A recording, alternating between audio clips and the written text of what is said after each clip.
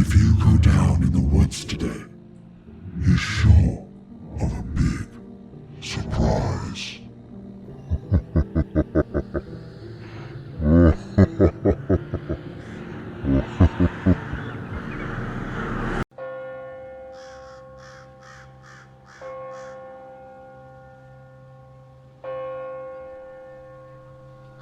I was 9 years old and camping out with 3 families other than my own. I was sleeping in a small tent with one of my close friends when something woke me up. I listened and heard nothing from outside at first, so I opened the tent zipper enough to see the fire was out, so I knew the adults must be asleep. I closed the zipper and lay back down. Shortly after I laid down, I heard a high-pitched voice from outside the tent telling me to Come out and play. I would have thought it was a person, but it was repeating itself over and over again, and moving close to the tent then far away, all the time circling the tent. I opened the tent and looked out, but it was pitch black. At this point, I tried to wake the friend I was in the tent with, but he pushed me off. I tried again more violently this time, and he woke up. I told him I heard something outside, but he must not have been fully awake because he just mumbled something and lay back down. After I talked to my friend, I tried to go to sleep, but the voice kept me up. I don't know when exactly, but somehow I drifted off to sleep. The next morning, I told my friend who had been in the tent about it, and he said he remembered being annoyed that I woke him up. So to me, that means I wasn't dreaming. I'm almost certain I was fully awake, so I doubt I just hallucinated it. I know this didn't lead anywhere satisfactory, but this is my true story about paranormal activity.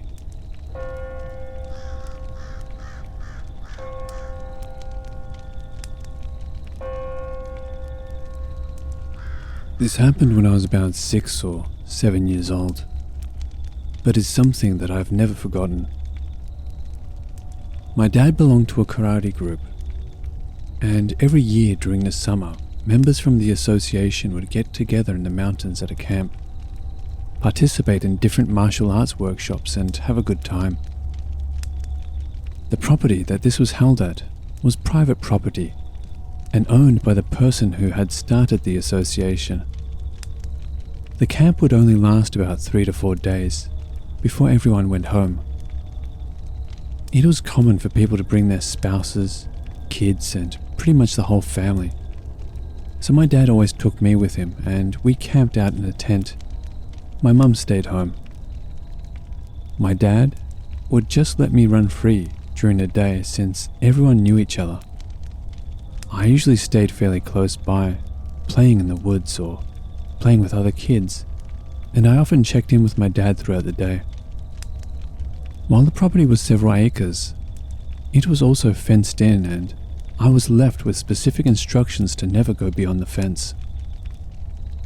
One year we were camping, and before leaving for a workshop, he told me to make sure the tent flap was closed and to not leave it open if I left, so somebody wouldn't get the bright idea to steal something. Pretty much everyone at the camp knew each other, and for the most part were decent people, but still to be on the safe side. I agreed, and he left to join some of the other members while I hung out in the tent. It wasn't long before I got bored of sitting in the tent and decided to take a walk in the woods. As I was leaving, I decided to leave the tent flap open about halfway and my Siamese cat stuffed toy animal inside. There were some other tents around our area, but there was no one around, or so I thought, because everyone was busy with the workshops, and I figured it would be okay. I wasn't gone for more than an hour when I got back to the tent, and although nothing was out of place, I immediately could tell something was off. I looked around, and to my dismay, I could see that my stuffed Siamese cat was gone. I was heartbroken. Where could it be? Clearly, somebody took him. On a mission to find my stuffed animal and the person who took him, I stepped out of the tent, and that is when I saw him. Sitting just inside the opening of his tent, not far from ours, was a man with a mustache, holding my cat.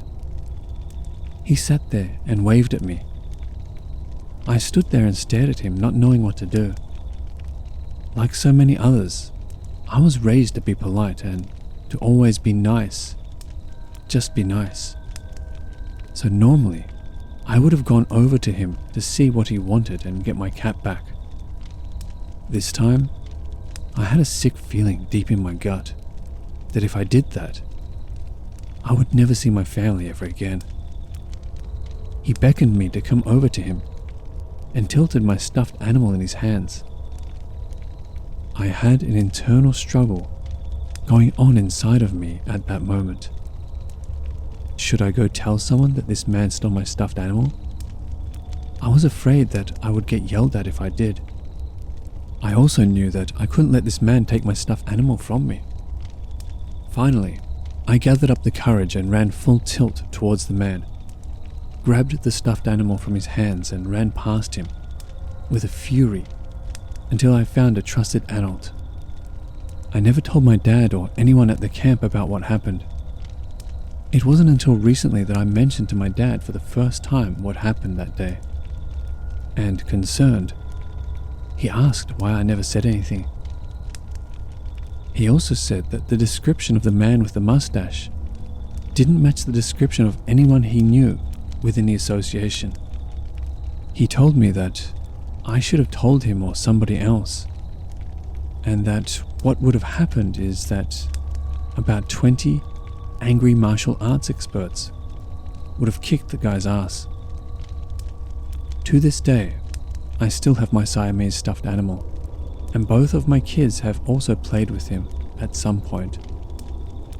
He is known as the stuffed animal that Mum rescued from the creepy man who stole him. While I don't regret running and grabbing my kitty from the man, I do regret not telling someone about it. He clearly didn't belong at the karate camp and had bad intentions. I often wonder about how many other people he had done a similar thing to, and had I told someone, the bastard might be sitting in jail instead of doing who knows what to others. So, creepy perverted stuffed animal thief, let's never meet again.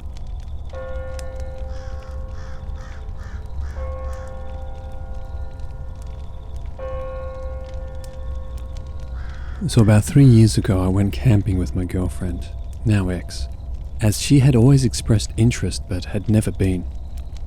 The spot we went to is in the Huron National Forest, and is my go-to camping spot as it's hidden deep in the forest, and the access to the trails is close and easy for ATVs, etc. My family has been going to this spot for about 6 years, and my friends that introduced me about 10 or so years. We went for a weekend trip, and I'm glad we didn't go any longer. When we got there, everything was going well, except we did notice a group of people that were hanging out next to our campsite, but they were just stargazing and ended up leaving. Then around midnight is when the weird stuff started to happen. At first it sounded like someone was laughing at us, but the laugh never ended and got very high-pitched as it kept going. After a while, we both got kind of scared and went into the tent to try and sleep. And then, that's when the laugh and noise moved up higher and started to circle the campsite. After a while of that happening, it just suddenly stopped and then started again around 3 a.m. When it started again, the fire was going out, so I went to stoke the fire with my shotgun in hand and turned on my flashlight to see if maybe I could see any coyotes or something around the campsite. But I didn't see anything or hear any movements below. This went on until 6 a.m. and then stopped, and that's finally when we were able to get some rest. After we woke up, we checked around the campsite and didn't see anything out of the ordinary, so we packed up. Once we were packed up and good to go, I go to start my vehicle and it's completely dead. That really freaked me out, as I'm always paranoid about leaving things plugged in that kill the battery, and made sure everything was closed properly and unplugged. Yet somehow, the battery still died. I was able to get a jump from AAA. That phone call was hard to explain, and the lady who took the call didn't believe me, but at the end, we both laughed. After that happened, I told my friend who had shown me the campsite, and also has a cabin in the same forest, about what happened, and he got freaked out. He told me about 2 incidents, which he has had, one at the campsite and one at his cabin. At the campsite, he stated that one night after we had all returned from trail riding and went to bed, he stayed up to hang out by the fire and have a few drinks. While he was hanging out, he was just looking off into the distance and saw a pair of eyes up in the trees looking directly at him. He described them as bioluminescent eyes. He flashed his high-powered flashlight at them, but there was nothing there. And as soon as the flashlight turned off, they were there, looking right back at him. So he packed up and went right to bed. He didn't tell us because he didn't want to scare us. At the cabin, he was hanging out with his brother, and they were both just chilling by the fire outside when they both saw a pair of eyes looking at them from a trail that leads into the woods. They stated that at the height the eyes were looking at them, whatever it was had to be 7 foot tall or more. They started shooting at it with their rifles, and the eyes disappeared, but once they were done, they reappeared and were closer. At that point, they both freaked out and got back in the cabin, and they did not leave until daylight. We have no idea what this could have been, but all felt very scared when those events were happening. I don't really know what it could be, but I haven't felt that scared since.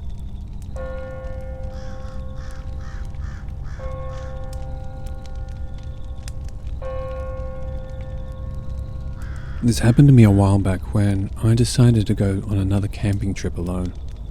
I always liked camping alone. There's something serene and sobering about being isolated in the middle of the wilderness, and I always found it relaxing. So I planned out what trail I was going to take, packed my camping gear and my rifle, and jumped in my truck. I get to this trail early in the morning and hike about 15 to 20 miles in until I find the right spot, and head off the trail to find a place to put my tent up. I stumble upon this nice-sized clearing and decide that it's a nice, beautiful spot to settle down. I'm exhausted at this point, but I set up the tent at the southernmost edge of the clearing, next to the tree line, and manage to get a fire going. I roast some weenies and start to hear a sound in the distance underneath all the forest noise. It sounded like an animal, almost likely a deer with a lame leg, as it sounded like the animal was making a walking, dragging noise. I felt bad for the poor guy, but it was too far away, and it was getting dark, so I couldn't really go find it and put it out of its misery. I think nothing of it after that, and go about eating my food. After I eat, I douse the fire and crawl into my tent and insert myself into my sleeping bag. I decide that even in my exhausted and relaxed state, I just can't go to sleep. So I pull out a book I brought with me and start to read by the light of my lamp. Hours go by, and I hear that sound again, this time closer, right at the opposite side of the clearing. Surprised, I put my book down and listen to this animal drag across the clearing towards my tent. It's really loud at this point, and it now sounds like the hooves are all being heavily planted, with the dragging noise following seconds later, like the deer is dragging something along. It makes it to about what I assume is the middle of the clearing and stops, and I hear nothing. No breathing. Not a sound from this animal. I unzip the tent and look into the clearing, Nothing but trees and darkness. Unnerved at this point, I zip the tent back up and sit there listening for other noises. Nothing. Just the crickets and the breeze. I decide that there are a lot of strange noises in the woods and tried not to let it bother me. Besides, I had my rifle. I start to doze off when I hear men's laughter off in the distance to my right, then women's laughter, and sticks snapping far off to my left. I'm up now, wondering if what I am hearing is really what I am hearing, or just a product of being half asleep. I hear more faint laughing from a couple other different directions, all different, i.e. old men, old women, even children. And I confirm that it's real. The noises are closing in, and I grab my rifle preparing to fire a warning shot off in the air, in case they came too close. Something about this laughter, how far in I was, the noise earlier, and the time of night told me that this was not just another family strolling through. I was on edge enough already, but then I noticed that the nightlife was dead quiet. Not even the wind was making any noise. I decided enough was enough. I unzipped the tent and fired a shot into the night. I sat there and surveyed the tree line. I saw nothing. I listened intensely to my surroundings. No laughing and the forest sounds had returned. Relaxing just a bit, and figuring that scared whoever off, I sat down, and in my exhausted state, I fell asleep. I woke up later in a cold sweat, racked with anxiety, and it was still dark outside. I immediately hear two people whispering not too far from my tent. Alert, I grab my rifle and listen to what they are saying. I can't make out much, but I hear something about being lost, so I shout, "Hey, who's there?" The voices fall silent. I shout again, "Are you guys lost? Who's there?" Suddenly, a huge burst of flame, like a flamethrower, erupted from the middle of the clearing, illuminating several silhouettes of people just standing around. In shock, I fire my rifle, blowing a hole in the front of my tent, and it goes dark. Without checking my surroundings, I get up and sprint out of my tent, making a hard left back to where the trail was. I hiked until sunrise, back to my truck with my head over my shoulder the entire way.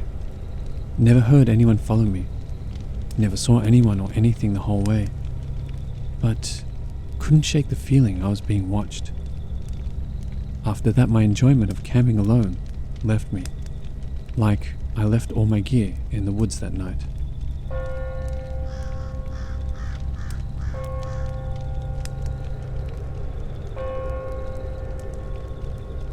Growing up, I had a childhood friend that lived relatively close by, and we were like two peas in a pod. We were both adventurous, believed in the paranormal, enjoyed astronomy, and generally just being outside. She was born in Alaska, and her dad had lived there for quite a while, so they were always into camping, hiking, fishing, skiing, you name it. It was with my friend's family that I got introduced to fishing and did a lot of camping. This happened during the mid to late 90s, and we were maybe around 10 to 12 years old. It's been a while, so I can't remember exactly. One camping trip, we went to this lake in the forest that was surrounded by a meadow, and feeding the lake was a small stream leading out of the woods. Anyway, we played in the meadow and stream all day, while my friend's dad fished. The lake wasn't very big because it had a meadow all around it. He could keep an eye on our whereabouts while he fished. While messing around by the stream, the wooded area it was coming from gave me weird vibes. Can't explain it, I just felt really uneasy. Anyway, the day faded away into early evening, and it was time to leave and find a camping spot. My friend's dad packed up his fishing gear, and we all walked back to the truck on this long, winding path through the woods. Once in the truck, we drove into a more remote area of the forest, and made our way up this steep road that was so rough and at such an incline that I was convinced that my friend's dad was going to break his truck. He had a 4, maybe 6-cylinder Toyota pickup that was about as basic as a truck could get. In fact, I'm not even sure if the truck had 4-wheel drive, but being an Alaskan outdoorsman with years of experience, I trusted him. We finally made it to the top, which was flat and relatively open, with a big area of forest in the opposite direction from the road we drove up.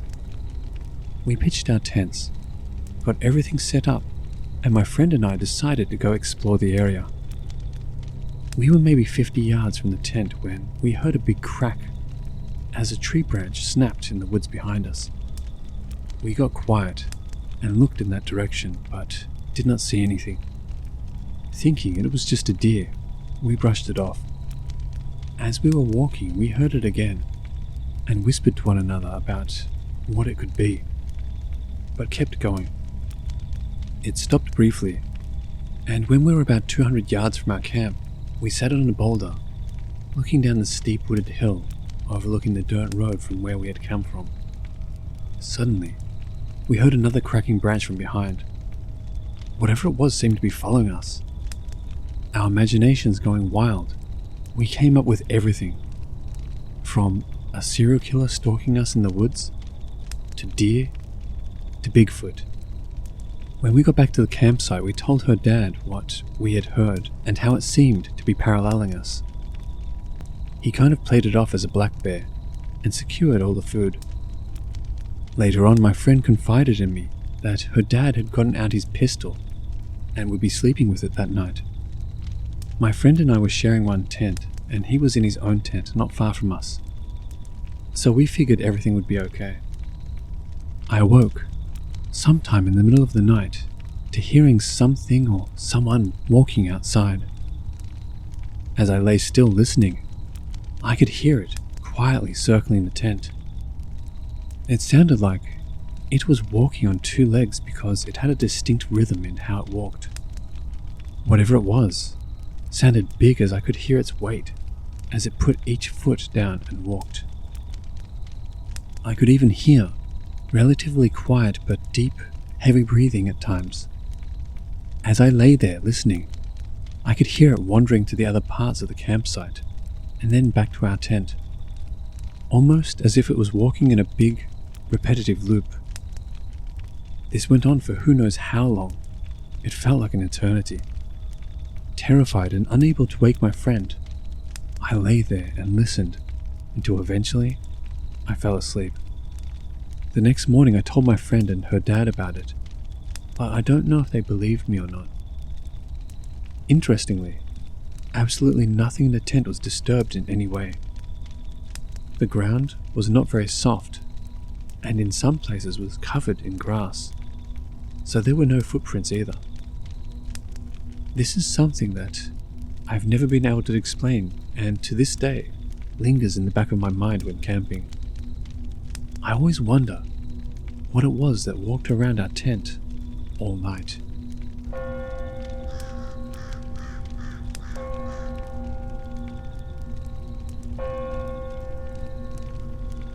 Background. From 1993 to 1998, every summer I attended a Christian youth camp for girls. Camp lasted 4 days, 3 nights. There were about 200 girls at the camp, and it was about a 1.5 to 2 hour drive away from our homes. Some of the camping areas were tent only, others had A-frames, and at least one of the camping areas had longhouses. The campground is called Ensign Ranch. You can look online to see pictures of what these different camping areas look like. It's a really safe campground, and we had a lot of fun every year. In the evenings, we would tell spooky stories, pretty typical stuff for youth camps. On the last night of camp in 1996, I was 15 at the time. There were several of us girls on the top level of our longhouse. It was past bedtime, so we were quietly telling scary stories. I had told a couple, one with the help of a friend. I'll call her Lily. I don't remember the specific stories from that night, just typical, and the hook was hanging from the car door stuff.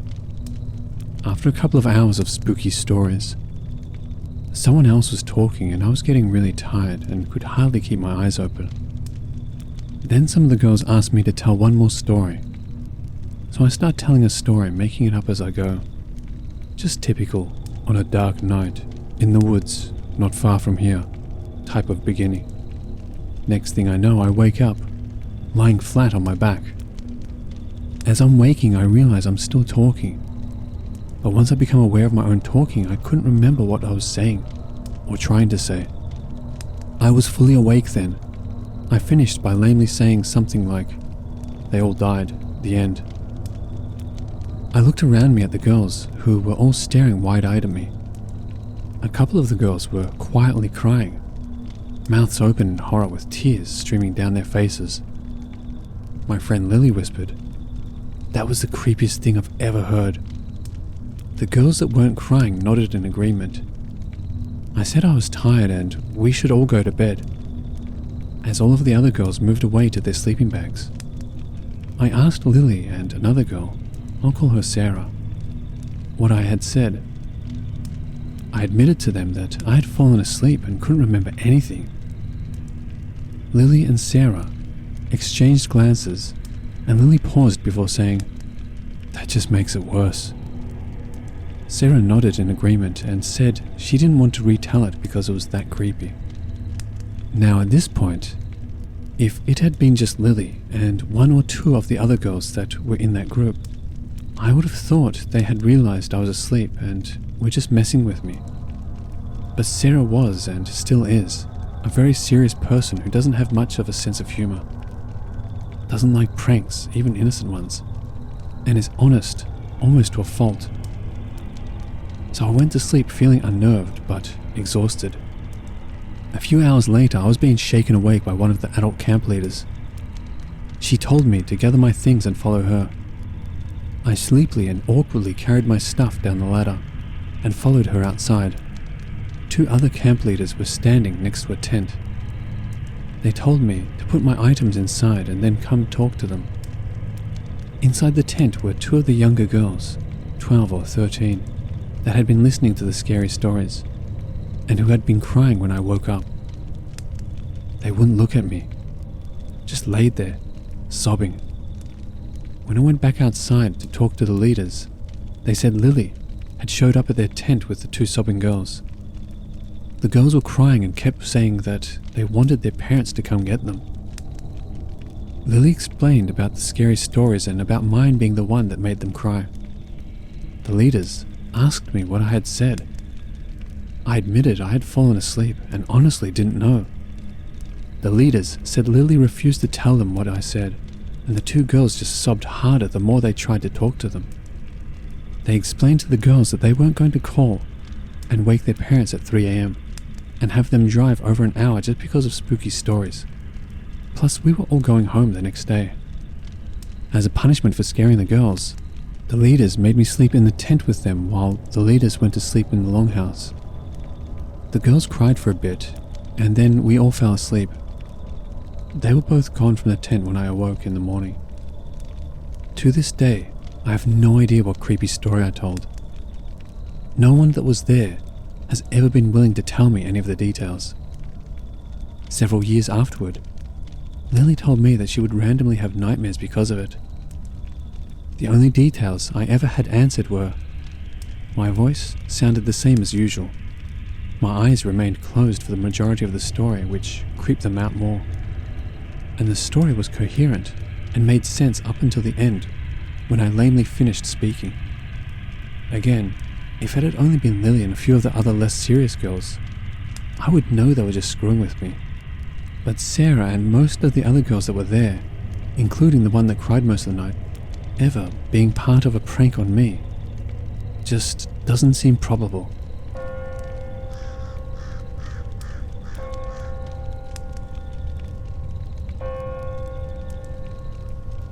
Last night around 8:30 p.m, I went out to the edge of the woods on my property to set up a blind to shoot some nuisance coyotes that have been eating my chickens. I live in New Hampshire, at an area where people who live near these woods commonly refer to a phenomena known as bad nights. It's an eerie feeling where you don't want to be anywhere near a door or window when it gets dark, and you certainly don't want to be outside. Animal life seems to be affected as well, since it's always eerily quiet on those nights. Thankfully, it was a good night, so I thought I'd be fine. I set up with a long-range modified handgun, a mounted night vision scope with a thermal setting, and a high-end night vision handheld. Both pieces of equipment have a high 4-figure price range. I set up facing the woods, and for most of the night I saw nothing, coyote or otherwise. A little before 10:30, I was scanning the field just before the tree line with my thermal scope when I saw a red orb pop up. It was about 4 feet off the ground, not moving. The thermal was giving a reading of 90 degrees Fahrenheit, which made no sense, considering it was around 40 degrees Fahrenheit that night. Also, the scope is very high definition. I can see small birds at 50 yards away, and they show up perfectly bird-shaped. There's no reason anything should look round. It also had a strange, low-quality, staticky look to it, which AIs made no sense considering it was well within my 50-yard marker at the tree line. When I went to switch to night vision mode, it disappeared. I never saw anything else like it for the rest of the night. Later on, around 11, my handheld night vision scope started malfunctioning. The brightness and exposure was fluctuating wildly for no reason, and it was randomly turning on and off. I chalked it up to the battery being dead or dying, and stopped using it. But this afternoon, when I started to get my equipment ready again, it was working perfectly normally. It's the same temperature again today, 40 degrees Fahrenheit, so it's not temperature related. The final weird thing was that around midnight, right as I was packing up to head inside, after having no luck with my coyote problem, as my gun jammed and the animals ran off, I heard a voice laughing. It sounded echoey, and due to being on a hill and there being lots of trees, I couldn't pinpoint where it was coming from. I thought it was my neighbor who lives on the other side of the field. Note, the house was not in the direction I was firing towards, just so no one comes for me about gun safety. The house was 200 feet behind me and to the left. This morning, the neighbor was talking to me about how my hunt went, and I joked with her that she should know considering she laughed after I missed my shot. She was confused, and I said I heard laughing and assumed it was from her house. She said no one in the house was outside or even awake at that time of night. So, what do y'all think? Forest ghost? Messing with my equipment and laughing at me? Or just equipment malfunctions? I'm going out again tonight, and I'll try to record if anything like that happens again.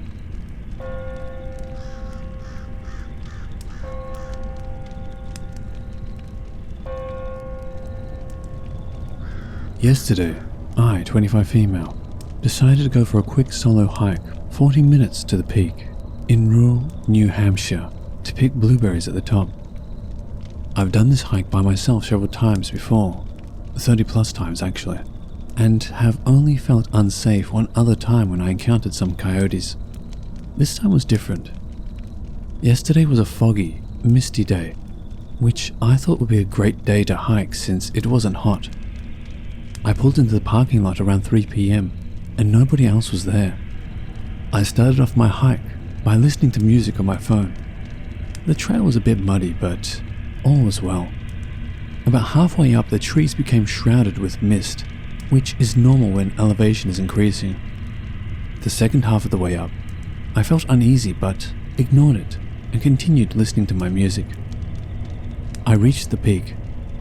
I was the only one up there, and began picking blueberries. About 15 minutes into the picking, I began to faintly hear a group of children talking and laughing. I grabbed my stuff and brought it closer to me, preparing to give the other group coming up some more space. They were far away enough where I couldn't make out anything they were saying, but I could faintly hear them shrieking and laughing. After about another 15 minutes, the group still hadn't reached the peak, and I remember thinking it was odd that I could hear them for that long and they still hadn't arrived. Mind you, this mountain only has one trail leading to the peak. After a few more minutes, the realization hit me that it almost sounded like a recording. I stopped picking berries and listened. Every 30 seconds or so, the same laughs, shrieks, and voices would loop. At this point, I began to feel very uneasy and packed up my things to leave. On the way down, I had a feeling that I shouldn't listen to music, to be more aware of my surroundings. I pulled out a small switchblade and held it in my hand, just to feel a little more safe. At this point, it was around 5 p.m. and it was getting darker.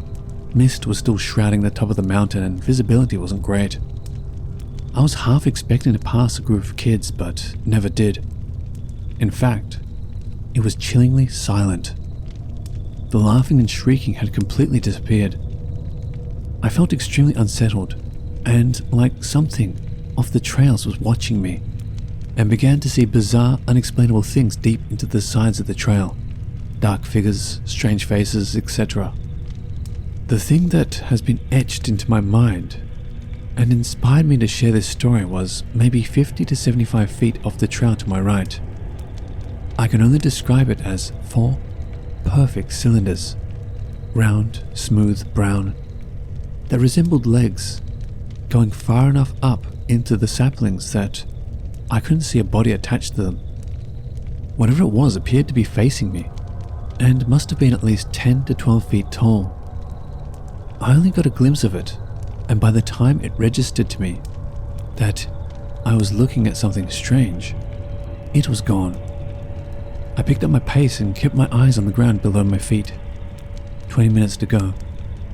Just as I was reaching the point where the mist was fading, I heard an ear-piercing screech. The only thing I can compare it to is a dog whistle that lasted 5 to 10 seconds, then silence again. My heart was racing, but the only thing I could do was keep moving towards my car.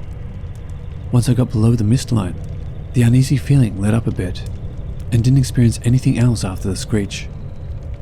Has anybody heard of anything like this happening, or has anybody experienced anything like this? I can't stop thinking about it. I don't think I'll be hiking there alone, again, anytime soon.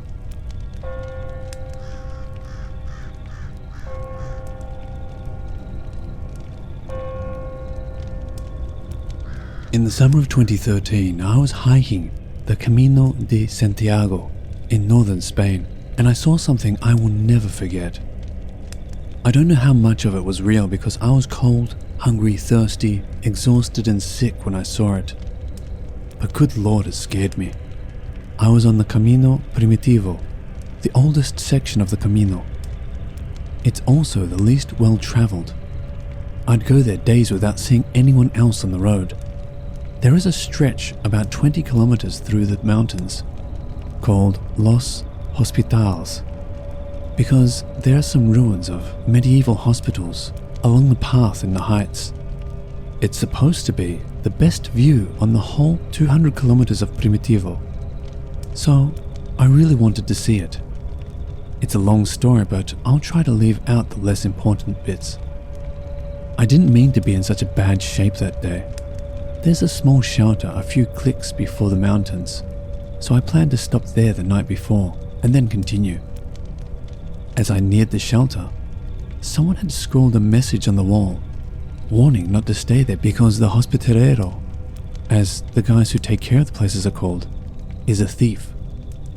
At the previous town, there had been a sign that said there was no hospitalero at this shelter, so of course I was suspicious. Sure enough, when I arrived, there was an unwashed old man cooking a can of beans over a fire outside of the shelter who asked me for money to stay. I decided that I didn't trust him, so I just got my stamp proving I had gone through that village and pressed on. So I started the Los Hospitales stage after already walking almost a full day's walk. The villages were too small to have grocery stores or even restaurants, so I had no food or water other than what little was in my pack. I was getting over a cold as well, and although it wasn't bad at this point, it started to bother me more as I fatigued. As I started to climb the mountain, I passed a sign that read, Peligro, osos, danger, bears. But at this point I was committed, so I kept going. When I got near the top of the mountains, the weather changed. It was so foggy that I couldn't see more than a few meters in front of me. When I looked over the edge of the path, it was straight down into a foggy abyss. It was also cold. It was well into June, but the high was in the 50s, and the mist only made it worse for a guy wearing only shorts and a tank top. When I got on the plane, I had no idea what the weather would be like, and I foolishly imagined northern Spain to be a Mediterranean climate. The only vegetation was the short grass and some sparse moss. Other than that, the landscape was just small rocks. Somehow there were cattle grazing up there, and horses. I don't know how they survived on such little food. I walked for several hours until I came to the ruins. At this point, I decided to try to camp out in the stones. I put a tarp up next to the stone wall, but the mist was so thick that it penetrated the tarp, my poncho, my astronaut blanket, everything. I was freezing. I was cold before, but when I stopped moving, I immediately started shivering wildly.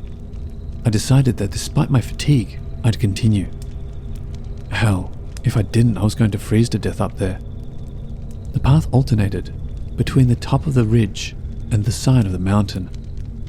I would have to occasionally climb down from the path holding onto shrubs. It was really steep. To avoid the huge steers with horns longer than my arm span, and their calves blocking the way. I'd run out of water and food. The food made me sick to my stomach anyway, and I had no idea how far I had gone through the mist or how much farther I had to go. Then, on a stretch along the flat top of the mountain dotted with otherworldly pools of mist and rainfall, I saw it.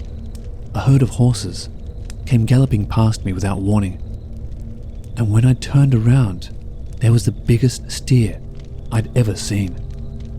It was walking slowly towards me in the direction the horses had gone. As it approached, I noticed that it was getting taller, not larger, but its legs appeared to be elongating. At this point, it was still a more or less faint outline in the mist, but when it was very close, less than 10 meters, I could see it clearly. The body was more or less normal, but the legs were almost 2 meters long and rail thin. The thing towered over me, but the abnormal proportions weren't the only strange thing about it. This steer had fangs. An entire mouthful of long, jagged, yellow, sharp fangs. When it opened its mouth and revealed them, I ran.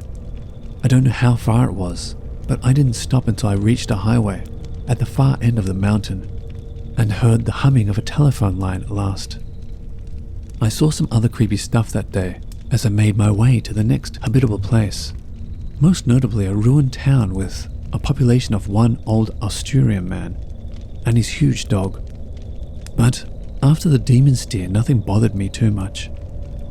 I made it to the next small town that had a hostel so late that everything was closed, and I had to sleep outside in the 20-degree Fahrenheit weather.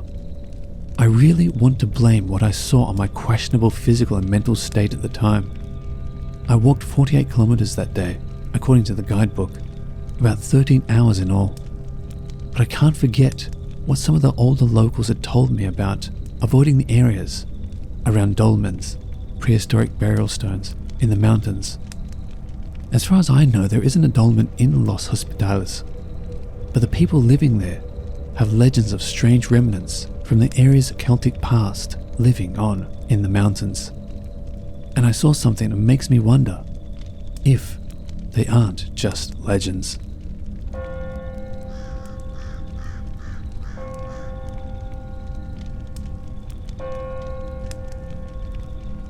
I used to work on the north slope of Alaska in the oil industry. The work we were doing required us to travel far out into the Alaska Petroleum Reserve, which is basically just untamed tundra wilderness for hundreds of miles. The oil companies would build these long ice roads in the winter that would lead to exploration drilling pads. Our job was to go out after they finished the initial drilling and test rock formations for their oil-producing qualities. It was mid-January. The sun hadn't quite come up yet. And when I say the sun hadn't come up, I mean in almost a month and a half. Polar nights are intense. The particular well site we were traveling to was about 60 miles west of Alpine, Alaska, deep in the wilderness. Our job took a week, but we finished and were headed back to camp to finish our hitch and go home. At the beginning and end of the ice roads are guard shacks that you have to check in and out of for safety. No cell reception, and radios work only up to a distance. If you don't check in or out in a set time, they come looking for you to ensure you're not a popsicle. It was about 4 a.m. Not that it mattered in the land of endless night, and we were halfway across the ice road. Travel was slow, as the speed limit on the roads is only 25 miles per hour. When something appeared on the road in our headlights. It was a man, in jeans, sneakers and a hoodie jacket, walking down an ice road in wilderness tundra at 4 a.m. and it was minus 20 degrees outside. It's not unusual for the local Inuit people to be out this far hunting. Maybe his snowmobile broke down and he's trying to get back to the guard shack. Seemed plausible. He didn't acknowledge us as our trucks rolled up next to him. He just kept shuffling forward. He didn't seem cold. His clothing, while totally not appropriate for this extreme weather, appeared warm and dry. We also noticed he wasn't Inuit, but Caucasian. I rolled down my window and asked if he needed any help, and if he was okay. He still didn't acknowledge us, just kept shuffling forward. His face was completely blank, devoid of any thought or emotions. The other guys in my truck suggested that maybe he was in an accident and in shock. I continued rolling my truck alongside him as he trudged down the road, still trying to get his attention. Even in this extreme cold, I could occasionally get whiffs of a peculiar smell coming off him. He smelled acidic, if that makes sense. There was just a lot about this guy that made the hair on my neck stand up. The guy behind me in the truck's crew cab had had enough of all this. He rolled down his window and reached out to grab the guy. He later said he was just going to try and shake him out of his stupor. Before my buddy's hand could reach him though, this walking popsicle spun around and latched onto my buddy's outstretched arm. He glared at my buddy, and then at me with this look of pure rage, not removing his hand from his arm. If emotions had a physical temperature, this guy could have melted the entire tundra that night.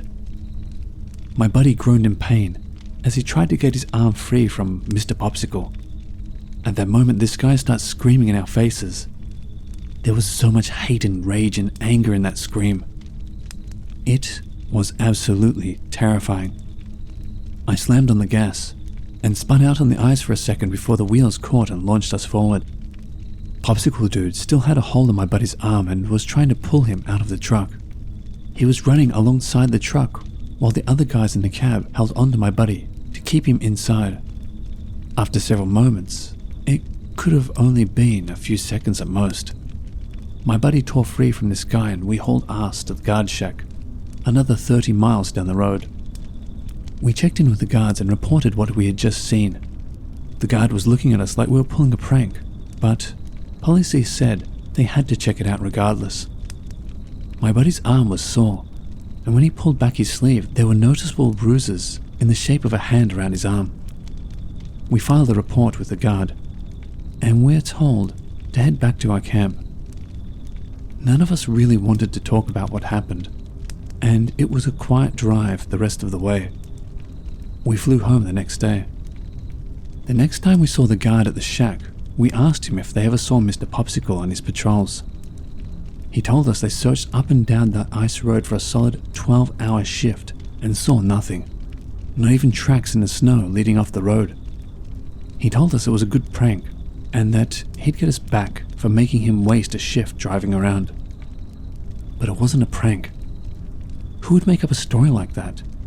and who would willingly bruise their arm for a dumb prank? We never got a satisfying answer to what happened that evening. I still wonder about that dude, if he even was a dude. The Alaskan tundra is a weird place.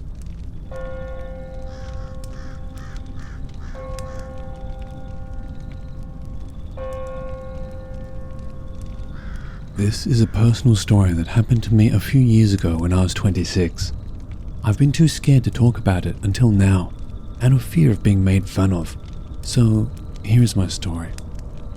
Call me Sarah. 4 years ago, my great-grandmother passed away at the age of 98. We were close all the way into my adult years, so the death hit me hard. She lived in a one-story house in a rural town 30 minutes outside of Springfield, Missouri. Her house sat on a large and heavily forested piece of land. There was a large hill several feet behind the house that dropped off into a creek. I spent my entire childhood staying on this piece of land and had learned how to take care of it and the house. After the funeral services, I volunteered to stay and take care of the land while my family decided on what to do with it. Unfortunately, I wasn't able to buy the land, so I wanted to spend as much time out there as I could. My first 3 days I spent packing up items and cleaning the house. The nearest neighbor was 5 miles away, so I didn't have to worry about unwanted guests that would get in the way of my packing and disturb my personal way of mourning the loss of someone so close to me. The 4th day is when the odd events started occurring. I slept in a sleeping bag in the living room, and when I woke up, I immediately screamed. A few inches away from my face was a dead copperhead snake. It was normal for snakes and other small animals to get into the house, so seeing the snake wasn't surprising. It was the fact that it was so close to my face and it could have bitten me at any moment while I was sleeping. I briefly wondered why the snake had just come in the house and died, because there were no physical signs that anything was wrong with it. So I threw it outside and continued with my day, and the weird event was almost forgotten. Later that evening, I decided to go for a walk through the woods to enjoy the nice weather and reminisce about the good times I'd had in the woods and all the games we used to play. I was walking along an old path that led to a well. The path was narrow and was close to the drop-off that led to the creek. I heard a branch snap behind me and instinctively turned my head. I didn't see anything, so I assumed it was an animal and continued walking. Just a few minutes later, I heard a snap to my left and turned to look again, but I still didn't see anything. I started to worry that I was being stalked by something, but it was rare to see large animals in this area, so I continued walking. I heard a 3rd snap directly in front of me, but now instead of being worried, I was upset. I was convinced that someone else was out here trying to scare me, so I shouted at what I assumed to be a person, "Go away!" And everything went uncomfortably silent. I started to hear footsteps approaching in front of me, but I couldn't see anything. They got faster and faster until whoever or whatever it was running right at me. I covered my face with my arms and waited to be attacked by some invisible person, but the footsteps stopped.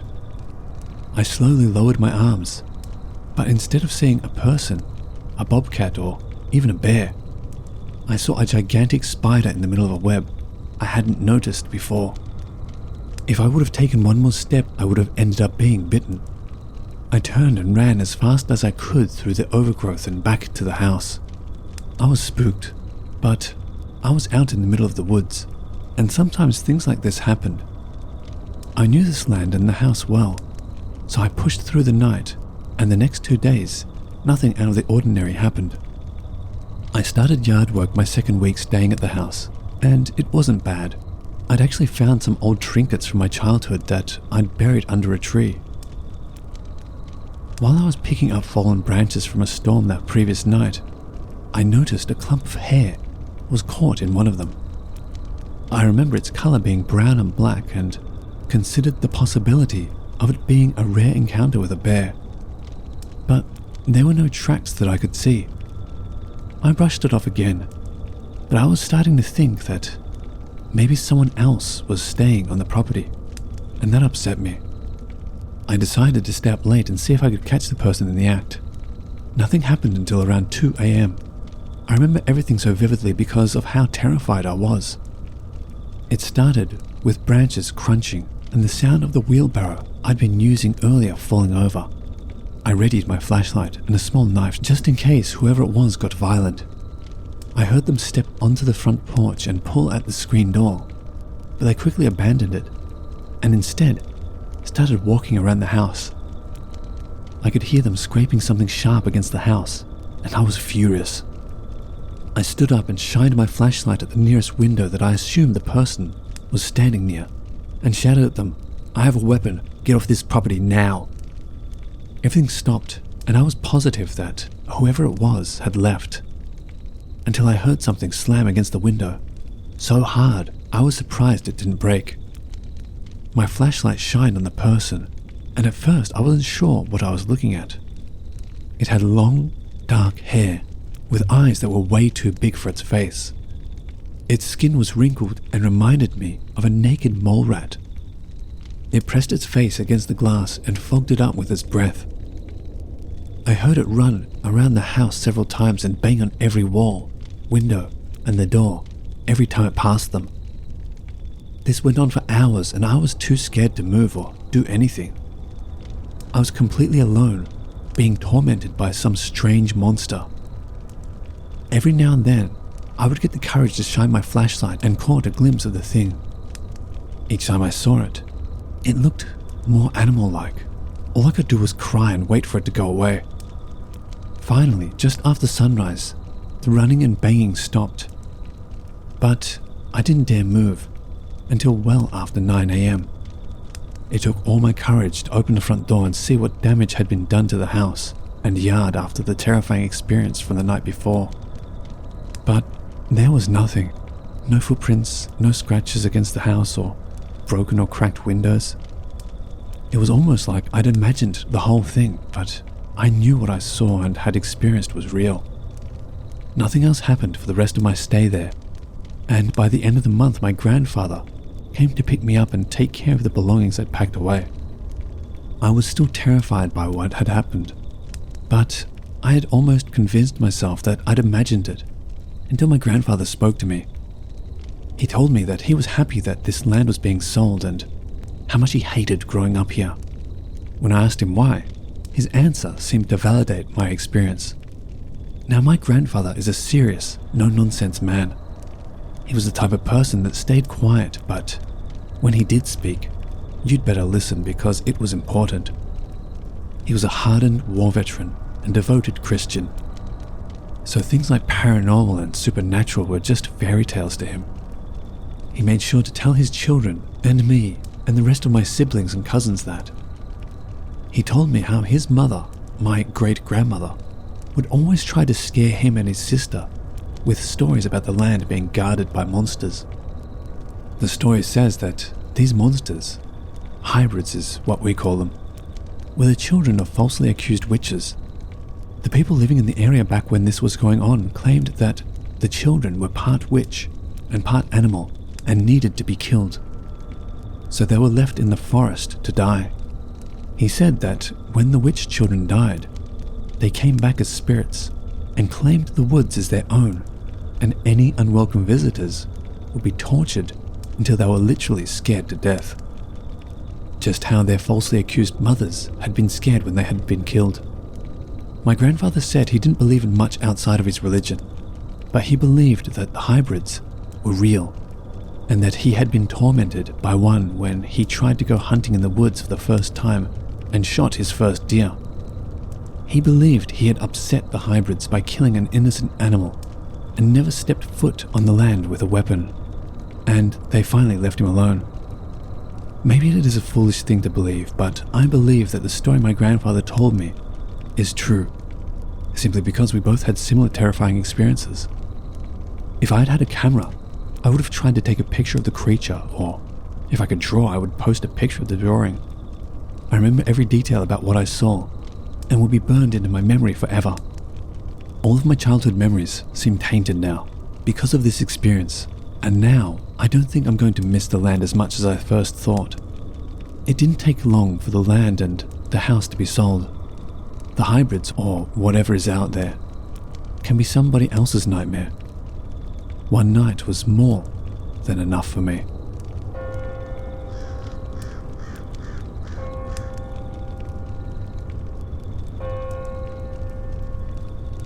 This story probably occurred close to 20 years ago. I'll recount it as best as I possibly can.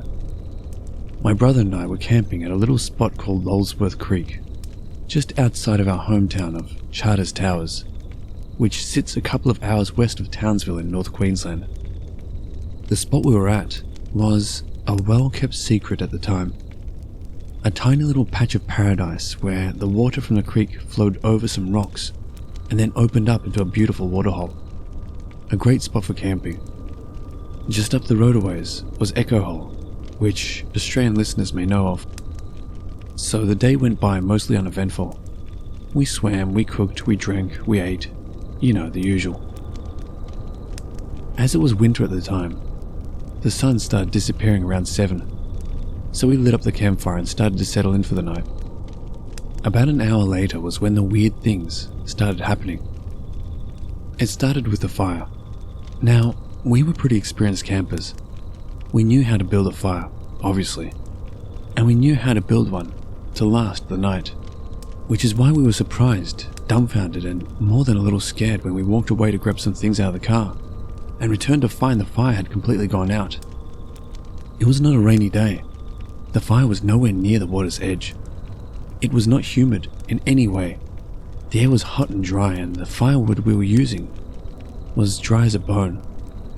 There is no logical reason that this campfire should have extinguished. So, that was weird occurrence number 1. More than a little weird, but easy enough to brush off. Occurrence number 2 came about a little while later. We were sitting around the fire that we had since got going again. Just sitting, enjoying the peace and quiet. Now, this is noteworthy, as it was deafeningly quiet. As I said, this spot was a well-kept secret. No one, and I mean no one, was anywhere within about 20 kilometers of us. And we would have heard them approaching from far away if they were. Suddenly, breaking the silence, we heard in the darkness the unmistakable sound of someone, yes, someone, jumping into the waterhole. This one freaked us the hell out. Not just weird, not just a little spooky. No, this was one of those moments where you feel absolutely gripped and immobilized by stone-cold fear rushing through your entire body. Because what came next would make the initial sound seem like child's play. About 10 meters from us, or less, the dank, wet sound of footsteps running through the scrub, now on our side of the waterhole. I played this through in my mind many times throughout the years. I have attempted to come up with any possible explanation as to what could have happened, but I swear to God, there was no one there, and yet there was someone there. After this occurrence, we immediately began packing up the car. Important note here, as we were packing up, we had all of the car doors open to make it easier to load everything up. That becomes relevant in a moment. As we're walking back to the tent to start packing it up, out of nowhere, the entire thing just shifts sideways, as if a huge gust of wind blew into it. Or, more disturbingly, something or someone ran into it. There was no wind that night. I mean, the air was completely still. Just like the campfire from earlier, there is no logical reason this should have happened. At this point, we thought, to hell with the tent, we'll get a new one. We're out of here. And this was the point at which the final occurrence of the evening took place and sent us barreling out of there as fast as our little Ford Laser would take us. Okay, let me try to explain this the best I can. The car was parked sideways on an angle, right? The doors that were still open were on the side that was slanted down and opened all the way, so gravity was keeping them open. In an instant, with no wind, no breeze, no anything around, those doors slammed shut. That was it. Perhaps I can look back on this night now and question it with a logical mind. But in that moment, there was no question in our minds that we were being antagonized by some otherworldly force, the intentions of which we had no clue and certainly were not sticking around to find out. We jumped in the car and we booked it. To this day, I have never gone back to that waterhole, ever. And I probably never will. Like I said, there's 1,000,001 logical explanations I could come up with looking back on it. But in my heart, I just know that every one of those is wrong.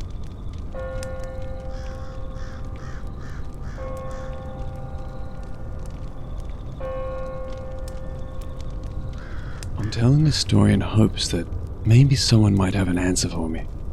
Or maybe someone else has stayed here before and has experienced the same things we have. I hope someone has answers, because what happened still scares me, and I just hope I'm not alone. My husband has always loved the woods and nature just as much as me. So when I found out that he'd never been camping, I just knew I'd have to take him. Keep in mind, I've only been camping at the beach my whole life, never in the forest. About 2 years ago, my husband and our 3-year-old daughter moved to Arizona. And being only about 2 hours away from Flagstaff, I decided to take him camping. We ended up in Williams, a smaller town 30 minutes away from Flagstaff. We loved it there. The forest was beautiful and it was so quiet away from the city. It was amazing. We didn't find a spot to camp until about 9 o'clock at night. The spot we chose was pretty nice. It was right by Coleman Lake, which isn't a lake at all, just a big patch of grass. It's a little open field, surrounded by trees. There's also a little dirt road that goes through it. And the best part was we were a good ways away from any other campers. We set up our tents in the dark. Our only light was coming from our car. When we were all done, we started a fire. Our daughter was tired, so we put her in the tent right behind us to go to bed. About 2 hours had passed and we decided to turn in for the night. At 3:28 a.m., I woke up. I don't know exactly what woke me, but I had a really weird feeling. I laid there, looking up at the top of the tent for what felt like forever. That's when I heard it. From somewhere in the woods behind me, something was walking towards our tent. I told myself it was probably just a deer or an elk, since we could hear elk practically screaming most of the night, so we knew they were close by. But whatever it was, stopped right behind our tent and didn't move for what felt like hours. I was so scared, I couldn't move. I couldn't wake my husband, who had his gun with him, to tell him something was outside. I don't know how long I lay there waiting for it to move, to walk away or do something. But soon the sun came up, and that was the end of it. I pulled myself together and went outside to check, but nothing was there. And I swear it never left. I told my husband, but he just brushed it off. "You probably fell asleep at some point, and the deer walked off." As much as I believed otherwise, I brushed it off. The next night went just the same as the first. Something walked up to the tent, stood there, then disappeared. It would be 2 months before we went camping again. Knowing that area the best, we decided to stay in the same campsite as before. This time my parents came with us. When night came, me and my husband were left sitting by the fire as everyone went to bed. I began recalling the last time we stayed here, and my husband pointed out that there were a lot of elk in the area, and that's probably all it was. As we talked, we could hear elk screaming in the distance all around us. At 3:29 a.m., I woke up to something walking towards our tent. I was prepared to wake my husband up this time, not wanting to look crazy anymore. But when the thing stopped once again behind our tent, I turned over to wake him up when something else happened that made me freeze. It started walking around the tent. It walked around the right side of the tent, the side I was laying on, stopped, picked something up, and began dragging whatever it was all the way to the front of the tent. It almost sounded like it was dragging a large stick. The second it got to the door of our tent, I somehow was able to wake up my husband and tell him someone was standing in front of our tent. Luckily, he has always been a man of action, so the second I said that, he grabbed his gun and opened the tent. All of this took no more than a few seconds, but nothing was there. He got a flashlight and walked around the area but found nothing. He said, if someone or something was out there in front of our tent like I said, then we would have at least seen it or heard it running away. But I knew what I heard. I wasn't crazy. The rest of the night we stayed up together, but nothing happened. The next morning I asked my parents if they heard anything. My father said no, but my mother said she thought she heard someone walking around outside, but assumed it was us. And with that answer I knew I wasn't hearing things. This was real. On the next night I convinced my husband to stay up with me. We sat in a tent in silence. Around 3 a.m, my husband began to complain that he was tired. As I tried to beg him to stay awake, we heard the loudest scream from an elk I'd ever heard. Soon, it sounded like a whole herd of them came running past our campsite from behind us. Scared from how close they got, we sat up and just stared at each other for what seemed like forever. Something must have scared them. Probably a mountain lion or something, my husband said, still staring at me with wide eyes. Then, from a ways behind our tent, something started walking towards us. I grabbed his arm and told him, "It's here." He grabbed his gun and jumped out of the tent the second it was behind us. But nothing was there. It took several months before I was willing to go back. I don't know how I was convinced, but I decided to give it a third try. Once again, we went to the same spot. Me, my husband, our daughter, and my parents. To spare you the repetitive story, the first night went the same as usual. However, this time my husband heard it all too. Something walking up to the tent and standing there. My husband goes out and scans the whole area, yet still nothing. Our second night is when it got more interesting and a lot more scary. Sitting by the fire when everyone else was asleep, we talked about the previous night. Everything was always fine when we'd come out of the tent. It was only when we were inside that things started to happen. My husband suggested we sleep outside by the fire this time. That way, if we hear anything, we'd just have to open our eyes to see it. I was unsure about not having the safety of the tent protecting me, but I said okay. We decided to take shifts, staying awake. He went first, and once the fire started to die, he'd wake me up to help him put more wood on it. Then we'd switch until the fire burned out again. It went on like this for several hours, but the later it got, the harder it was to stay awake. On one of my shifts, I fell asleep. I was slowly woken up by the sound of something passing by. Then it passed again and again. It passed back and forth several times before realization hit me. I fell asleep. I sat up fast and looked around. It was pitch black, and I couldn't see anything more than a foot or two away from me. A feeling of fear came over me that I can't even explain. It was like a sense of doom.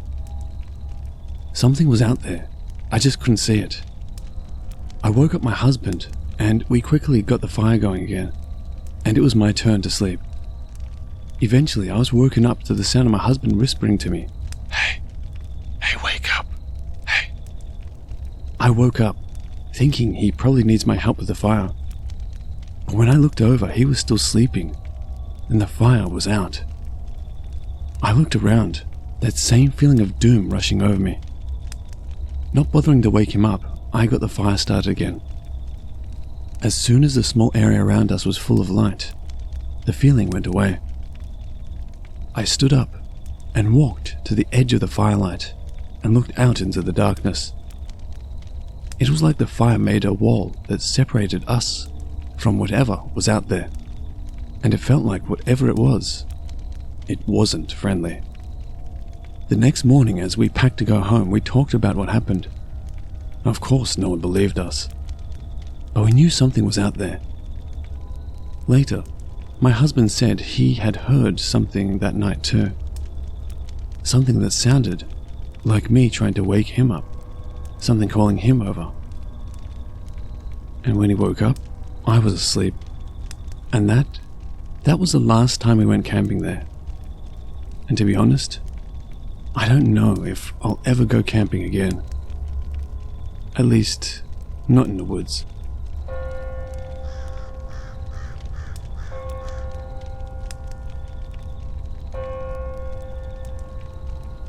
This happened a few years back at my campground. Big white shell for anyone interested. I was sitting on the beach with my brother and 2 cousins we often went camping with. It was later in the evening, maybe about 11:30 p.m. during the month of August. As we were sitting there, digging in the sand as we were still kids then, I happened to look up and out into the distance at either the best or worst time because I saw someone or something very tall from a distance. It walked right out of the water and straight into the woods. Being 12 at the time, it freaked the shit out of me, so naturally me and my brother went to investigate, while our cousins stayed behind. There were no footprints and no paths or anything for the figure to go on. It was just pure woods. Now, the next morning, there was RCMP officers coming camp to camp asking if anyone had heard any cries for help that night due to someone who went canoeing and drowned in the lake. After hearing that, I wondered, even to this day, that maybe the figure I saw was the man who drowned, finding his way to the surface. I'm not sure. Not the most scary of ghost stories, but just a memory that's always stuck with me, and something that spooked the shit out of me, and still does when I think about it.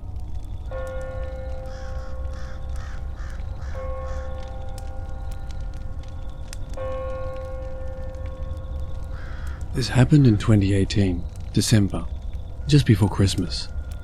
Me, 2 of my lads, we were 17 at the time, and a cousin of mine, 15, were camping in the woods of one of said friend's property.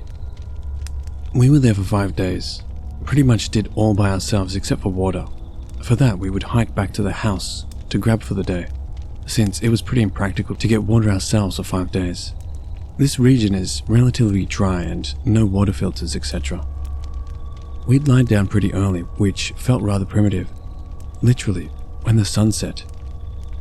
Every night we'd hear boars around our tent and steps. Paranoia fueled it a lot, but we had a bow, 2 axes and some big knives. One day though, and I think this was either the last night or the one before that, we were just having a chat after dinner, like we would do often, and we heard a scream. It was pretty odd. It didn't sound human, but I have no clue what animal would be doing it either, and I'd say I know a fair amount of our country's fauna. The scream sounded like it had a build-up, not like a scream where you immediately hear the loudest part and then it dies and fades out, but like it started low and got real intense, then stopped. It sounded far enough, say 50 to 70 meters or so, but then it happens again, and again, and again. Now suddenly it's coming from more sides, and way more sides, and it was getting pretty close. It didn't sound super menacing, even though we were mad scared. It got to the point where the sound seemed like it was coming right where the campfire wouldn't shed light. I remembered that we had set up some traps for rabbits down the trail that day, so we grew as many bowls as we could and went there. Bait was gone, traps unarmed, and stupid idea anyway. Rabbits don't scream like that. We had some pretty strong flashlights, but we couldn't see a thing. Sorry for being so anticlimactic, but they suddenly stopped with no clear reason.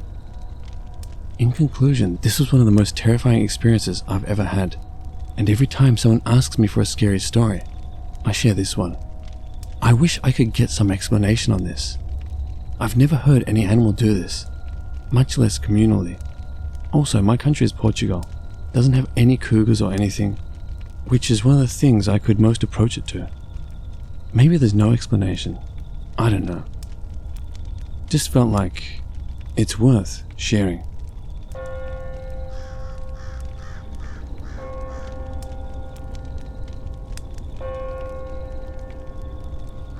I'm freshly 18 and this takes place when I was 17.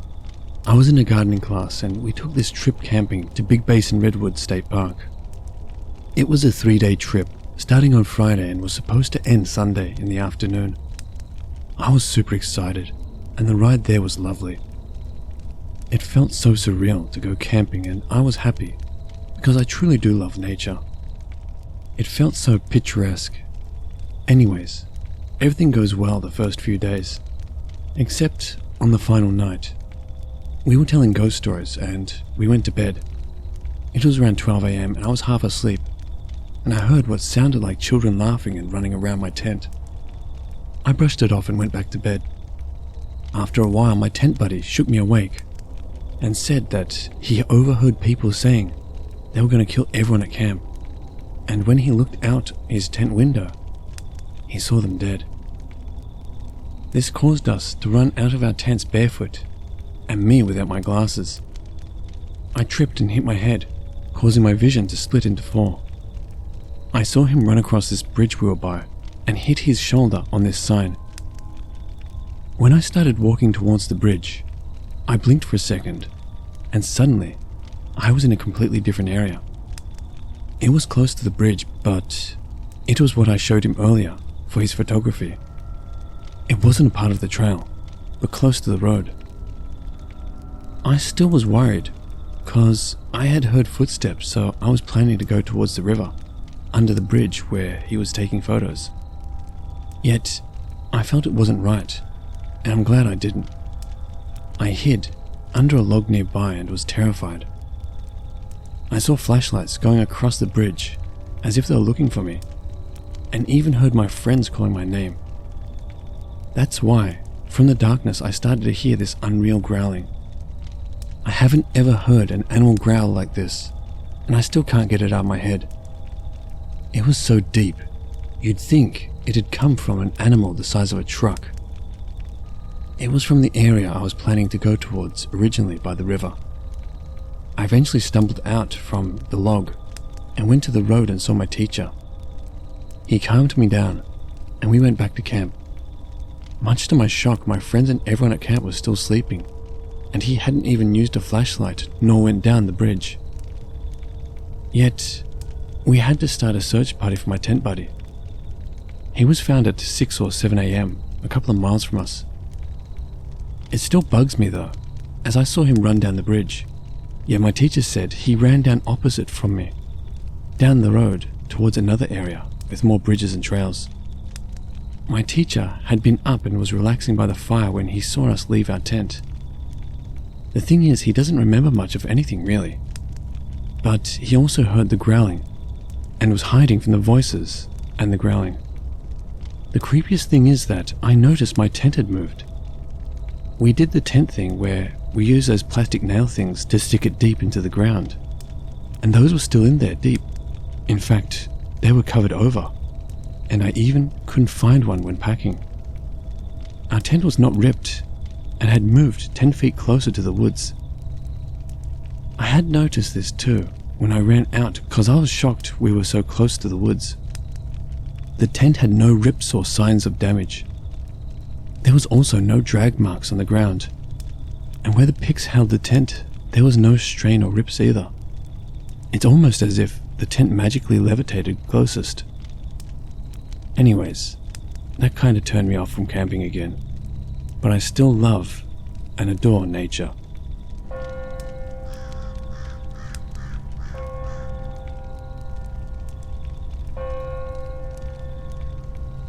Years ago, my parents bought a piece of land in the southwestern Colorado prairie, near the Huafano River, deep in the middle of nowhere.